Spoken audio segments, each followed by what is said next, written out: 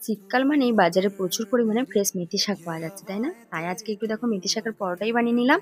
তো ব্রেকফাস্টে যদি এরকম গরম গরম মেথি পরোটা হয় তাহলে কিন্তু জমে যাবে, তাই না? তো তার জন্য এখানে দেখো শাকটাকে প্রথমে আমি পরিষ্কার করে নিচ্ছি একটু। তারপর শাকটাকে একটু কুচো করে কেটে নেবো।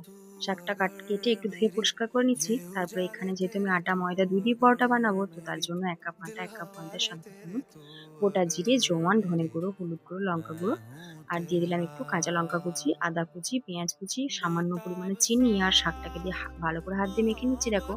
তারপরে জল দিয়ে আমি ডোটাকে রেডি করে নিয়ে উপর থেকে একটু তেল দিয়ে দিলাম। তারপরে আবার গোল গোল করে আমি এগুলো পরোটা বানিয়ে নিচ্ছি দেখো। তো তারপরে সমস্ত পরোটাগুলো আমার বানানো হয়ে গেলে পরোটাগুলো আমি ভেজে নিচ্ছি। তো প্রথমে প্যানে আমি একটু শুকনোভাবে একটু পরোটাগুলো এপিট ওপিট ভেজে নিয়ে তারপর আমি তেল দিয়ে এগুলো একটু ভেজে নিচ্ছি। তোমরা চাইলে বাটার দিয়েও ভেজে নিতে পারো। তো তৈরি হয়ে গেল গরম গরম মেথি পরোটা। ব্রেকফাস্টে কিন্তু জমে যাবে। তোমরা একবার এভাবে ট্রাই করো, আশা করছি তোমাদেরকেও ভালো লাগবে। বাই।